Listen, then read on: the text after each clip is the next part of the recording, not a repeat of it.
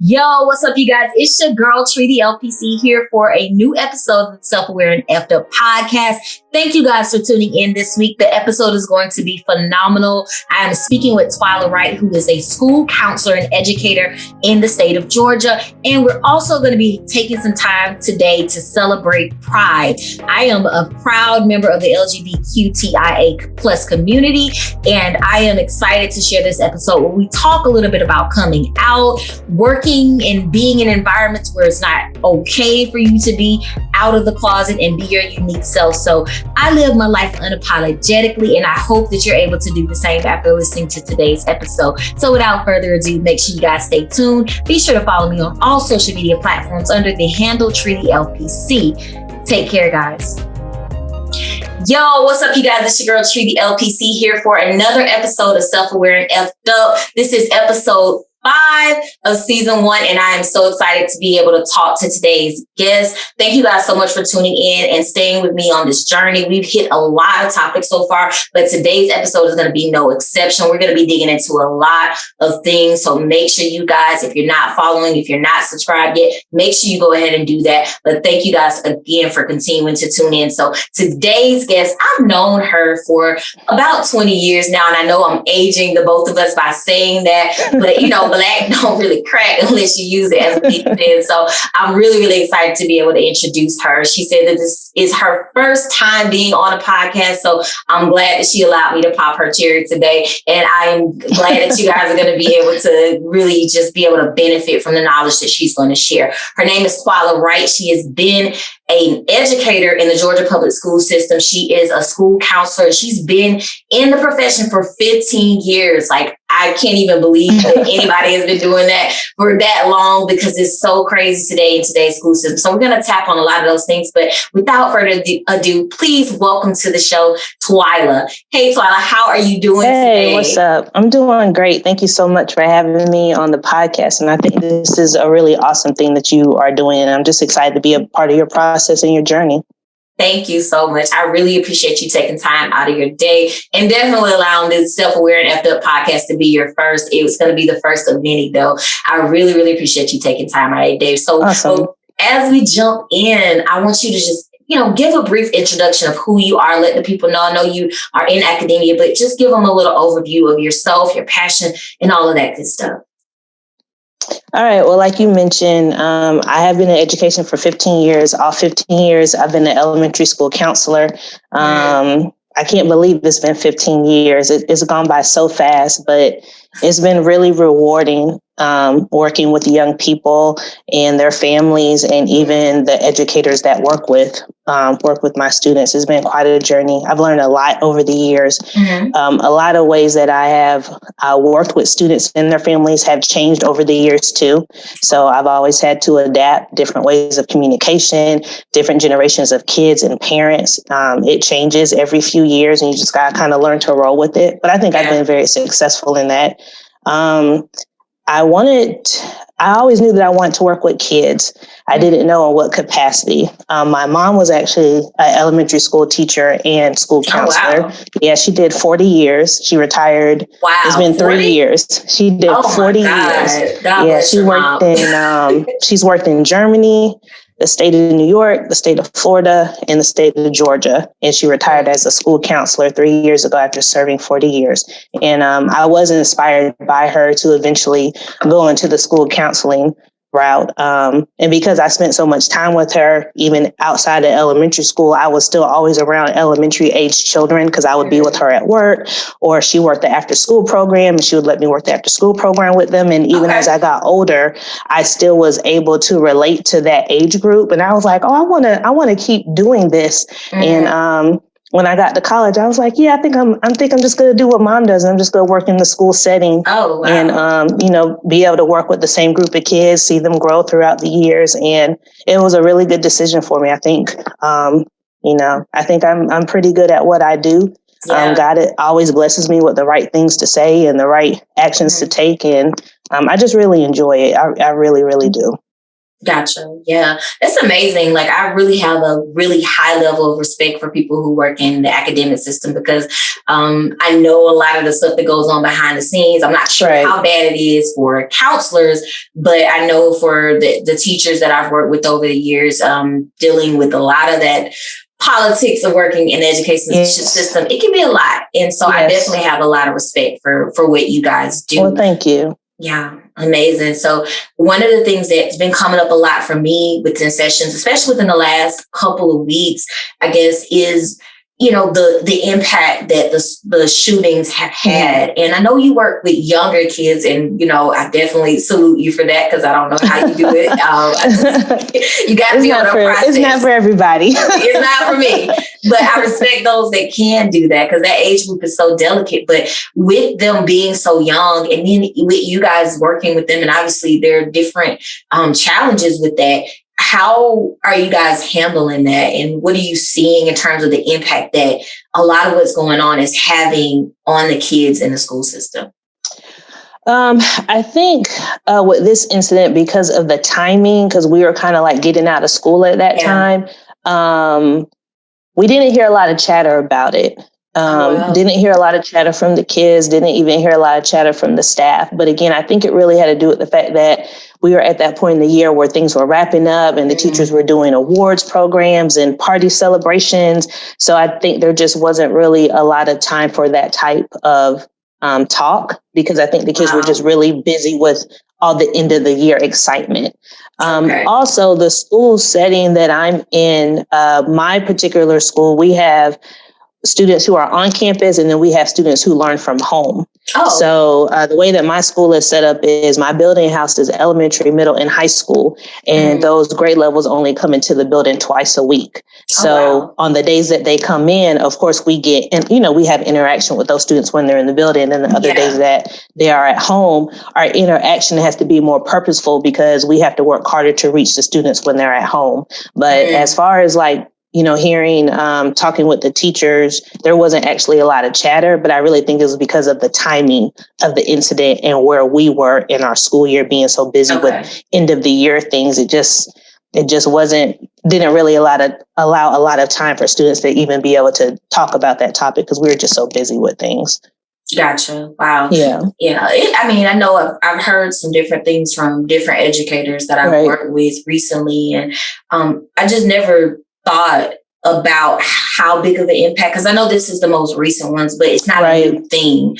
And it's happened a lot. And I don't think I ever stopped to think about the impact that it must have on educators and the students. Because I've read some articles about different students who live with anxiety every single day because they're afraid that that's going to be the day that they go to school and something bad happens.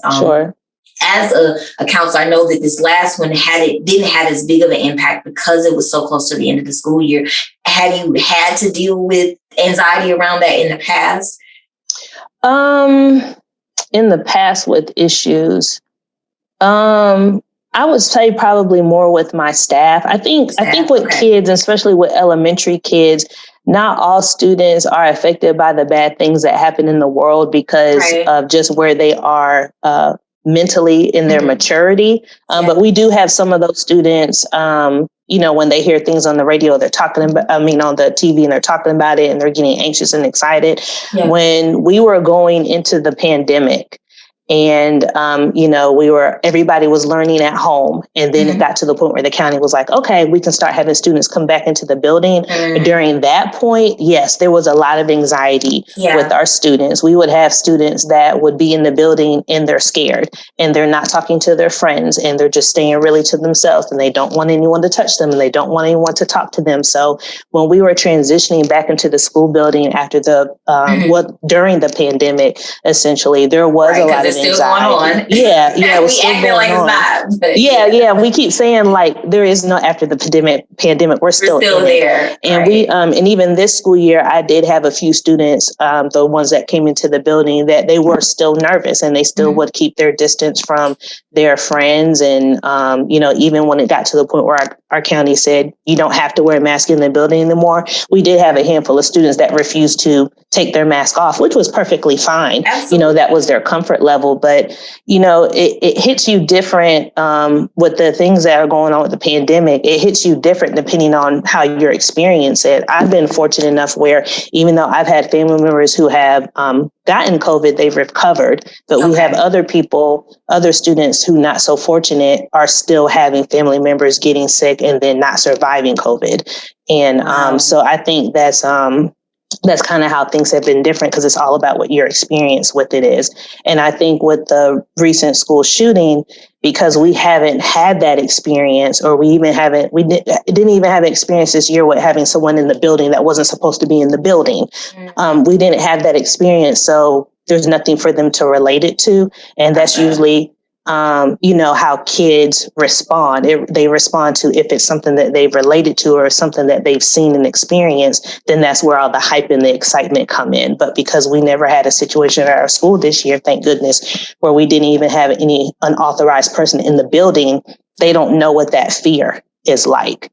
But then when you're talking to the adults in the building, because you know how we are as adults, like the first thing that we think is like, that could have been me. That could have been us. That could have been me going into work in my last day at work. And so just the thought of the fact that it could happen at my school, it is scary. We only have one door of the building that is unlocked, but we don't have someone that stands guard at that door, and it is not hard to get into the front office and for them to, come down the hallway and do whatever. So when you think about it, it is scary. And I remember when I heard about the shooting, I actually happened to be in the CNN building downtown. And I was getting some lunch and it was on the screen, and I looked at the screen and the first thing I thought was, gosh, this is still happening. Like we're not. I remember, when Columbine happened, and it was almost kind of like it was like this weird thing that, wow, that's weird. That came out of nowhere. And then here I am, 15 years in education. And it's like, this is still happening. People are still doing this. And that's kind of like what my first thought was. And for a few minutes there, I was like, wow, I guess I'm not as safe at work as I thought I was, because I just came to a realization that it's still happening. Unfortunately, that it's still happening, that kids are being killed at school. It's just unreal to even think about that. Yeah, it's tragic and it's very disheartening. And I think that, there's a lot of grieving and change that needs to happen in order for us to really be able to grow. I don't think I've had the time, honestly. I've been so busy recently. I don't think I've had the time to really sit down and grieve. And I know my spirit is grieved by it. It's just like, it's not just that. It's the Buffalo killing. And then you had the most recent killing recently out in Oklahoma. It's just like a lot going on. And you guys really, when you go into the system each day, when you go into school, you're not thinking, wow, like, I'm not going to make it back home. I know none of those parents in Texas felt like, oh, well, I'm going to not have my child come back home. Right. It's just a lot of process. Yeah, you're just following your regular day. I drop my kid off at school and then I pick them up at 2:30 and we're going to go on about our day. And and I've been reading about what has happened. I haven't watched any of the interviews with the parents yet, because I'm not ready. I'm not ready for, I guess, that part of my grieving yet to see all those parents being distraught, especially because I work so closely with parents. I think, and I'm a stepmother. I have a kid in high school, and I just don't think I'm ready to deal with that, even though unfortunately those parents have no choice but to deal with that loss at this time. Right. Yeah. And you mentioned working with the parents, and I don't work with younger kids because of parents. Okay.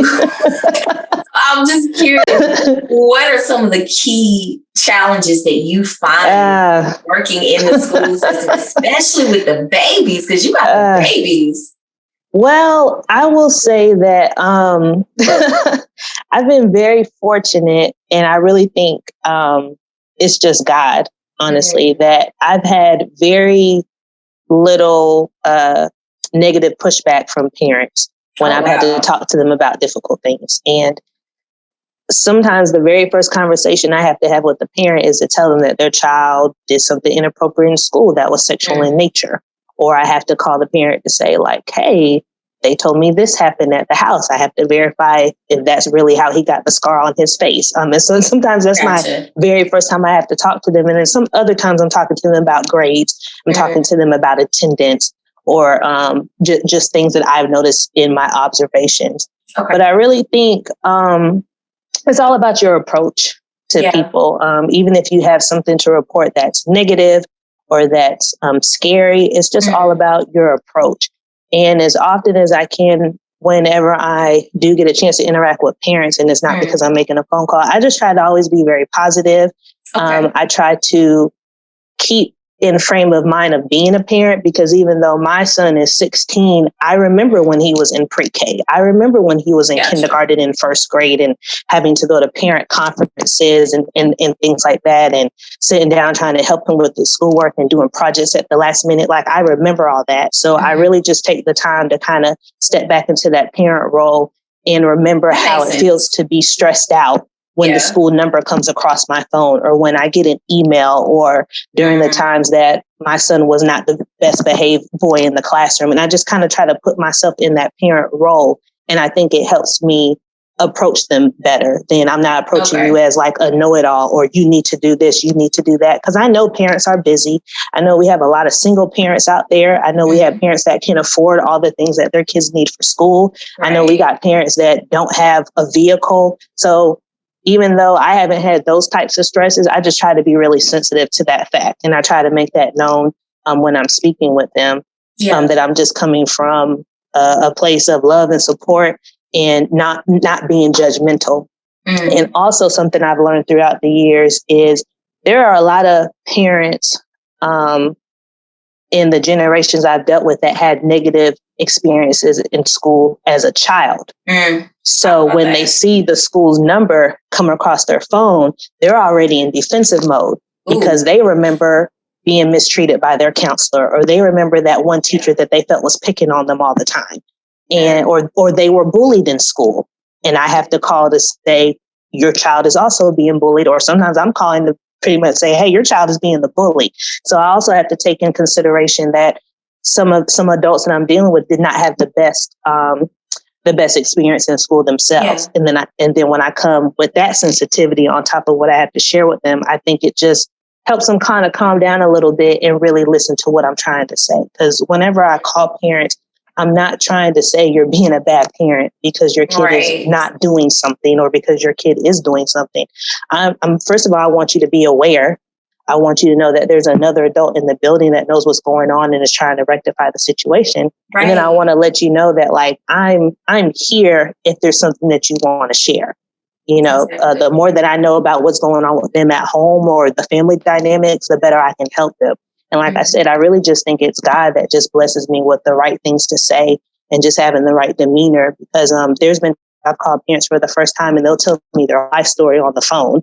Wow. And we haven't even met face to face and they are telling me everything, but it really helps me be able to work with their child, but work with them as well. So I've been fortunate that I'll probably say 97% of my parent interactions have been very positive, even if they started out rocky because of, that initial call hearing from the counselor. But so I always feel like I'm co-parenting. I say that often, like, I co-parent with this mom, I co-parent with dad, and that's a relationship we keep the time that their child is in school. Oh, Miss Wright, and I just love it. I really do. I love being able to help them. Yeah, I can definitely see the passion that you have for what you do. And it shows, like, even over online, like watching your stuff that you post, like, I can definitely tell you love doing what you do.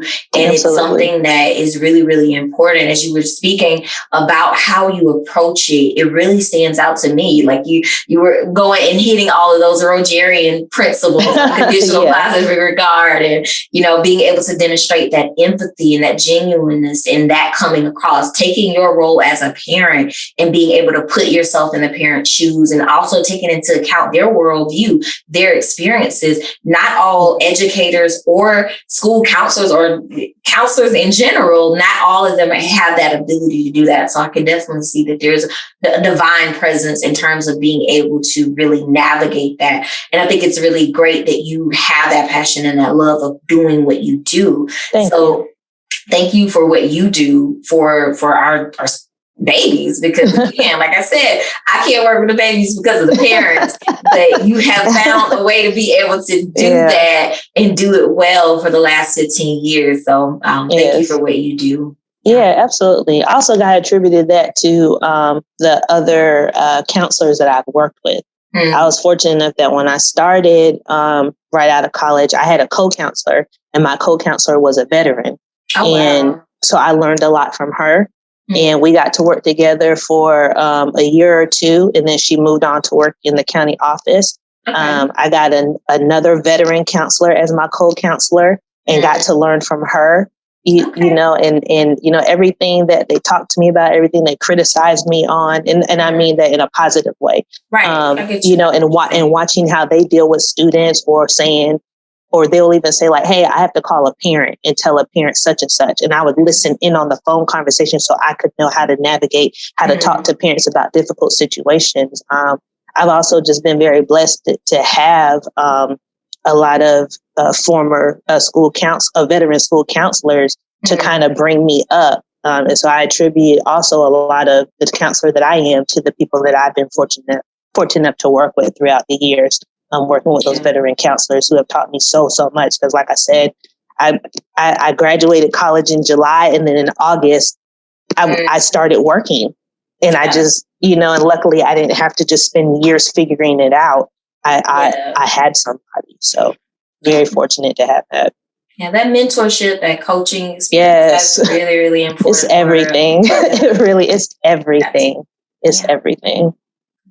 So I want to switch gears a little bit. I know we've been talking about school counseling as far as the school shootings and all of those things, but it is June and it is Pride Month, and I definitely want to get my little bracelet on. That. Yeah, I got my watch on. You know, no, they plugged up, but they don't matter.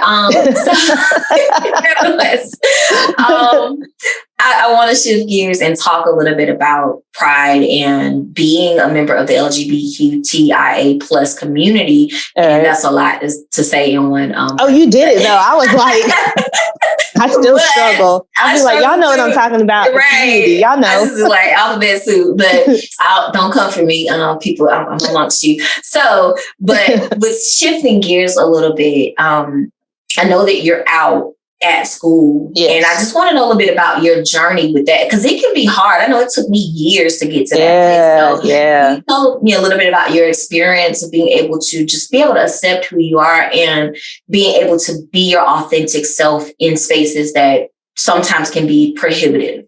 All right. Awesome. Yeah, that's a good question. And it has been quite a journey. Mm-hmm. So when I first started in 2007, I was scared for anyone to know that I was gay. And I think a lot of my fear came from the fact that a lot of people saw, it was like being gay and being a pedophile were linked.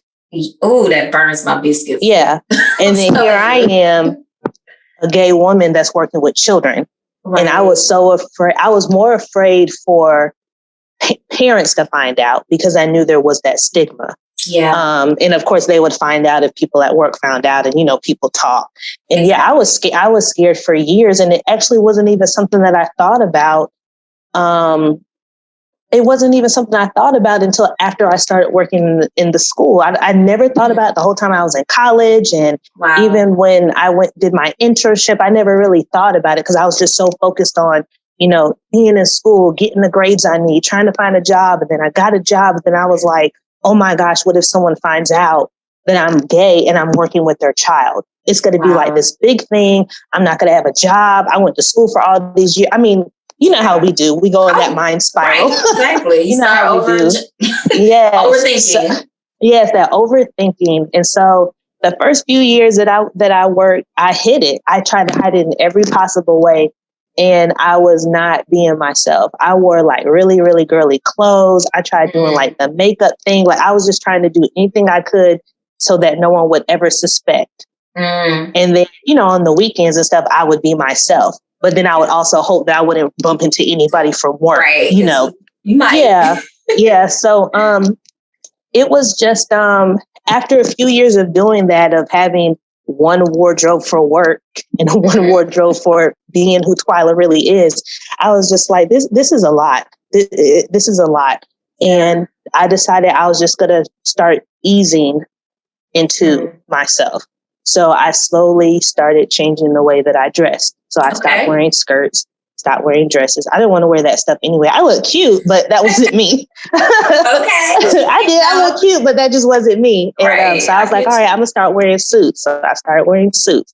Then I stopped wearing heels. Then I just kind of gradually, then I was like, okay, I'm going to start wearing like the work polos and then khaki pants. And I just kind of gradually did it. But I always try to make sure that as my outward appearance, when I said I wasn't being me, it was more like my outward appearance. I wasn't being me, but I was still Twyla. I was still my same personality. I was still working the way that I was with the parents and my staff and my kids. Right. But it was just like I literally was not comfortable in my own clothes, in my own skin.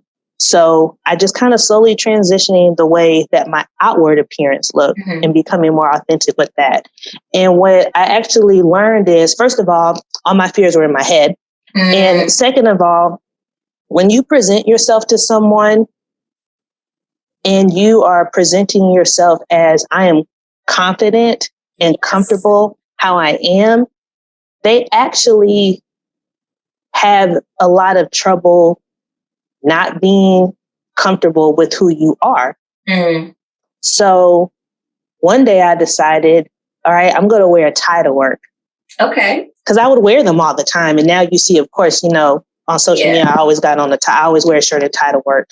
Gotcha. And I was like, all right, I'm going to wear a tie to work. And I was nervous. Because I was just like, what are people going to say? And I wore the tie to work. I got to school early. My co-counselor, and I told my co-counselor the day before, she's like, girl, go for it. Okay. She saw me. She was like, the tie is beautiful. You got this. So I go in the hallway to do my morning duty, greeting the kids coming off the bus, standing in the hallway, and I'm nervous. I'm so nervous. Again, it was all in my head. Okay. The very first person I bumped into was one of the two male teachers that worked at my school. And I was like, here we go. So he comes down the hall and he says, Miss Wright, I like that tie. You look sharp. Okay. I'm here for it. And that was pretty much the response for the rest of the day. Even the kids, oh, Miss Wright, I like your tie. Nice. And even some of the kids, oh, wow, girls can wear ties. That's cool. I mean, and I think, like I said, when you present yourself as this is who I am and I'm comfortable how I am, people kind of have no choice but to be like, oh, well, what am I making such a big deal about? She's walking around wearing a tie like it's nothing. Exactly.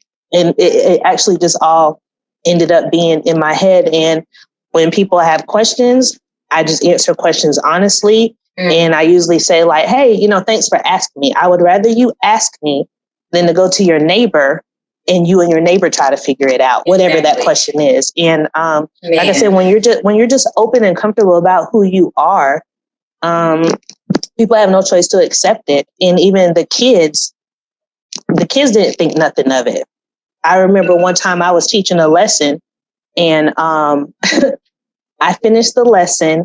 It was a group of first graders. So first graders are 6. Oh. So I did a lesson. I think I read a book about friendship or something. I don't remember.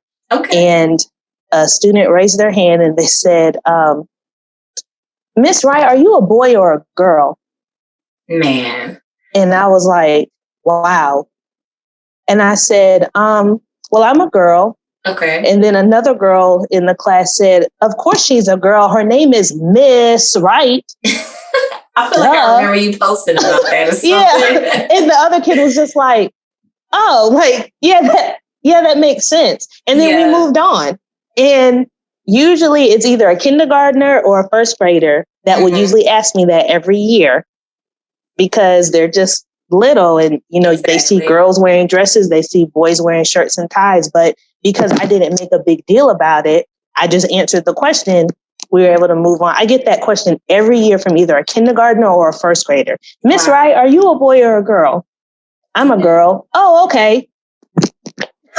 Yeah, I mean, but like I know kids are so like a lot of them are inquisitive, and a lot of them, if you teach them, that's why, like, you know, there's a lot of back and forth with people like about what you can teach, and don't say gay in Texas and all of this other stuff. Thanks for adopted that as well. There's so much of that going on where people don't realize kids don't care. We adults really don't. Like, you know, and they make it such of this big thing. I know that I kind of had a similar experience like you, where for years I was not out at work because it was one of those things where it's like, oh, are people going to treat me differently? Right. Already a, you know, Black woman, and now I got to add in this. Now you got to add something on to it. So it's like I'm a triple minority, and now I got to deal with how you feel. And I remember at one of my first jobs in LaGrange, working with someone, I had been working with them for like maybe 6 months to a year. And I was like, you know what? F it. I'm, you know, I'm not about to be in this closet. And so like I slowly told more people and came out, and this one girl like,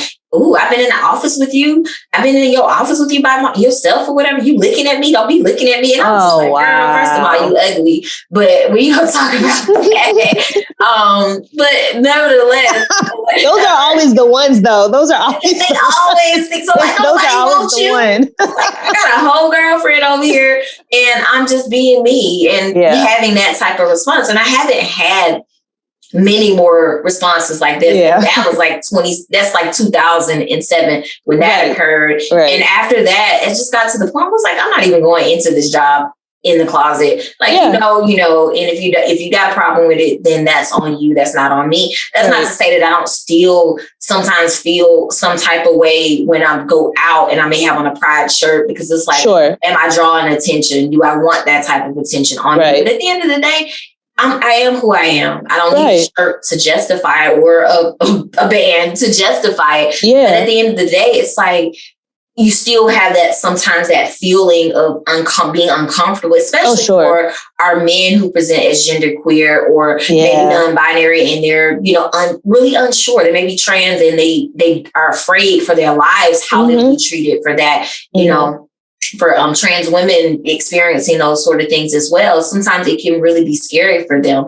What would you say to someone who is in the process of like really trying to figure themselves out, or maybe have come to the place where they know who they are, but they're still afraid to be out in workspaces? What advice would you give to them? This is such an interesting question and topic, because we are the only community of people that have to out ourselves. Yeah.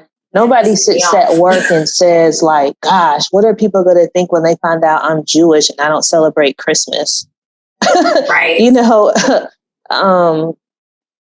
what are people going to think when I tell them I have a twin? Like, no one else has to deal. No one cares. No one else has to deal with this type of situation, but people in our community. Well, first of all, I think I would say, if you're not ready to come out, don't.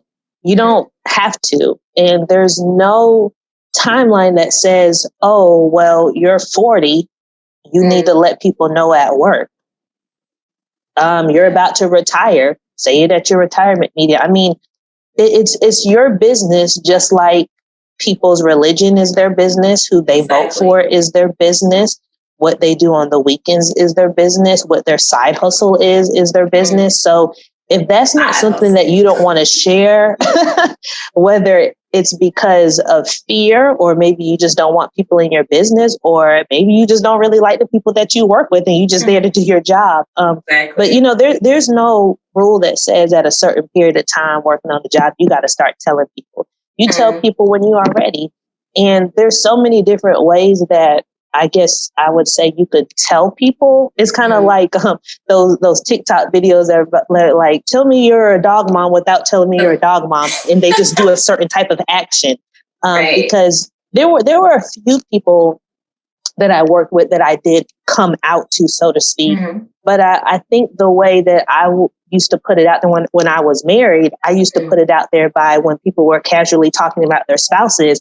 I would just kind of throw in there like, oh yeah, me and my wife went to go see that movie. We loved it. Exactly. And then I kind of put it out there. Right there. I threw it in the conversation. And then we just kind of moved on, and it didn't have to be this whole big thing. And then for those people in the room that were kind of wondering, it was just like, oh, okay, she got a wife, she gay. And then we moved on. So there's other ways that you can kind of come out to people without saying like, hey, I want to sit down and tell you, I'm a guy and I like guys. You could, like, you got on your rainbow watch. You could wear your rainbow watch. Mm-hmm. You could have something in your office that says love is love. I mean, there's different ways if you want people to know without feeling like you have to make this big presentation. Right. That you can let people know and be subtle about it, because people notice stuff. People look and see what you got in your office. People will notice that there's a picture of you and someone that looks like they could possibly be your partner. So if there is a way that you want people to know, but you don't want to make it like this big announcement or like, hey, everybody, I got something to tell y'all. Just hang something up in your office that's pride related, or wear something that has rainbow on it, or you could just do something as subtle as that. But again, if you are not ready for people to know, you do not have to let anyone know.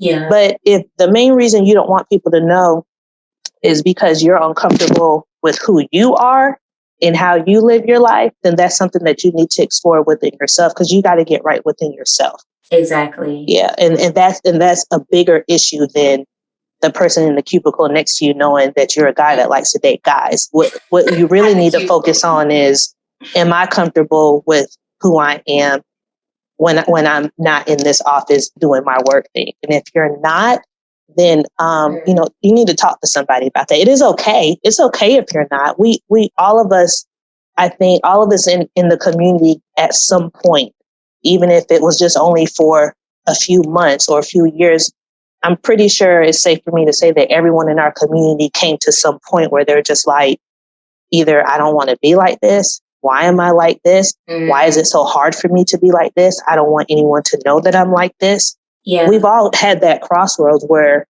we were scared, or we were wondering what people would say, or we were wondering if we were going to lose family members or friends. All of us have experienced that, and that is okay. If that's something that you're constantly struggling with, I would suggest you seek professional help and just talk to somebody about that to help you work through that, just so you can be good within yourself for you, not for those other people, but you have to be good for yourself, for you first, so that you can love yourself and live your life fully.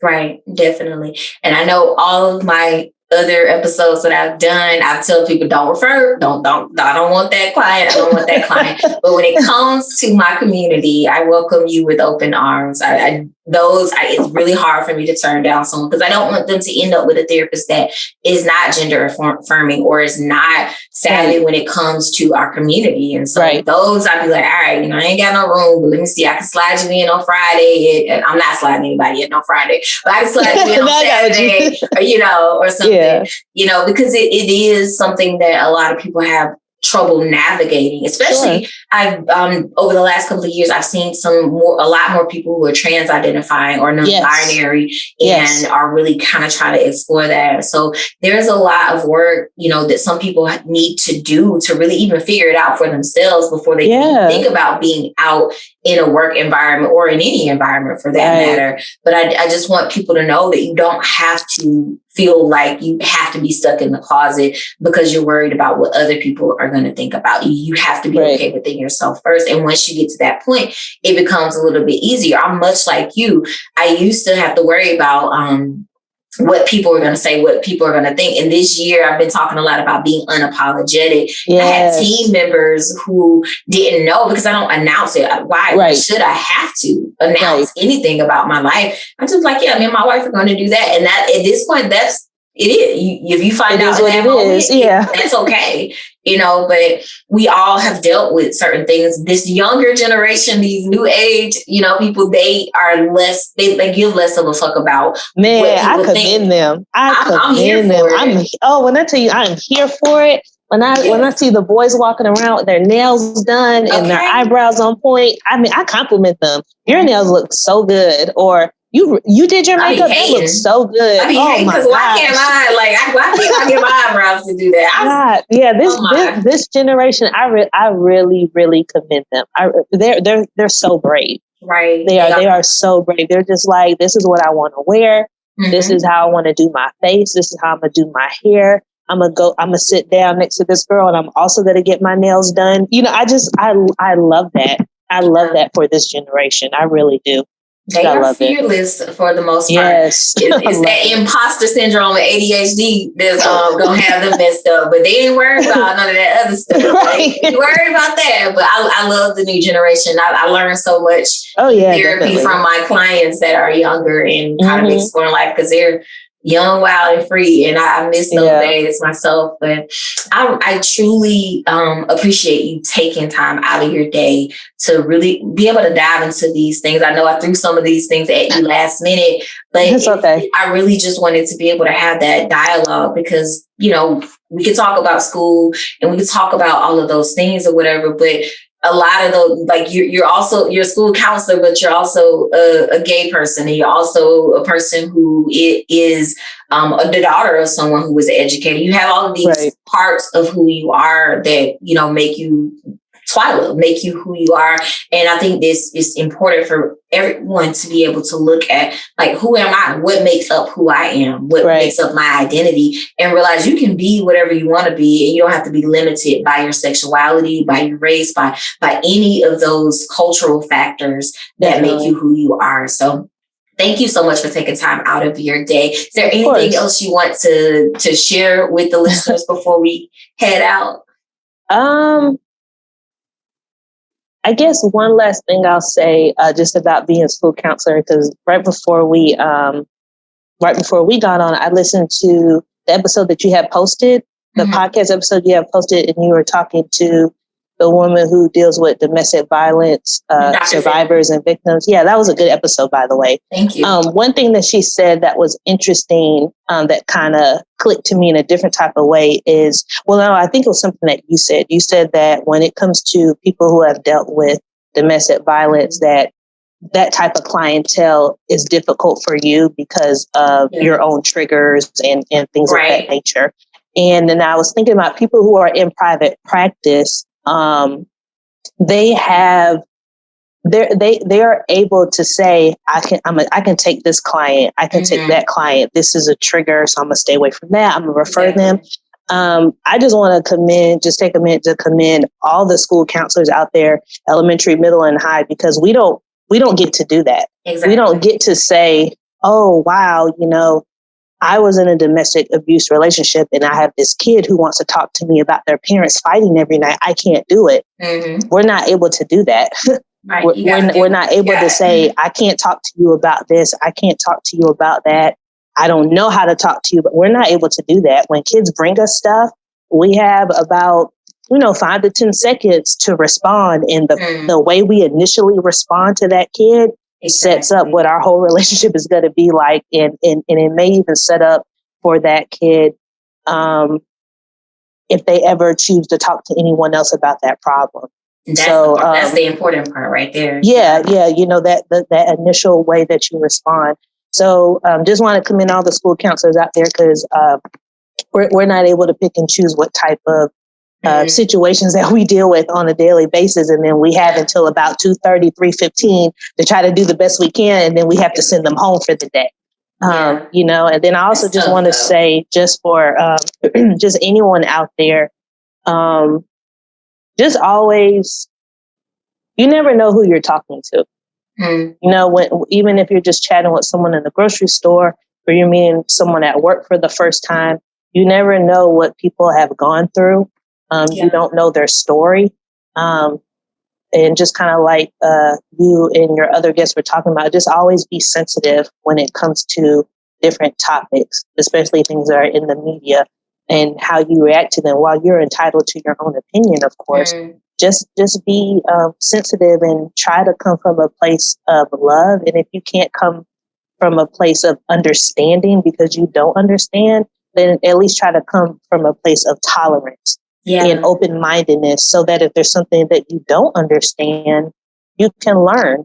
And people love to talk about themselves and to share stories about themselves, and they love to educate other people about things that they are knowledgeable of. So if you want to ask somebody about the way that they dress or how they choose to represent themselves, as long as you do it from a place of tolerance and open-mindedness, they will talk to you because they would rather educate you than you come up with this idea of why they are living the way that they are and then start spreading that misconception around. So don't be afraid to ask questions. Just make sure that you're coming from a place of tolerance and open-mindedness so that you can not be ignorant to how people choose to live the way that they want to, and what makes them comfortable. Right. Absolutely. Thank you so much for sharing that. Yeah, I think that's absolutely. something we all could do a little bit better of a job with, is just asking about people who are different and going from a place of wanting to learn versus a place of trying to figure out what you don't like about someone. So thank you so much for sharing that. Yeah. Yeah, absolutely. Thank you. So is there a way that our people can connect with you online? How could they reach out to you if they wanted to connect with you? I'm on Instagram. I'm trying to remember what my handle is. I think it's it's Twyla W21. Okay. Twyla W21. Yeah, it was something real simple. It had to be something really simple that I could remember. But but yeah, if you just want to talk about the episode, if you just I have a lot of my friends who are parents now that want to ask me different things about elementary school or what type of services they should be expecting from their school counselor, because parents don't always know. Those are the questions that I'm probably best at fielding that have to do with the way school counselors perform at the school level and what type of things they have to offer parents and students. So yeah, you can hit me up and I'll answer the best I can. And anything that I don't know, I have a lot of resources and I'll be happy to help best I can. Awesome. Thank you so much for sharing that. I'll definitely make sure I put that information in the description so that they can reach out to you if they have questions. So thank you again for your time today and taking time out to be able to come and talk with us about school counseling, school shootings, and all of the above. I really appreciate you taking time. For all of those who are listening, continue to tune in for next week's episode. It's going to be amazing as well. Be sure to follow me on all social media platforms under the handle TreeTheLPC. If you want more information on me or what I do, please be sure to visit uniquedestiny.org online for additional information. Please take care of yourself, guys. Happy Pride, peace and love, blessings, all of that good stuff. We'll catch you guys on the flip side. Peace and love.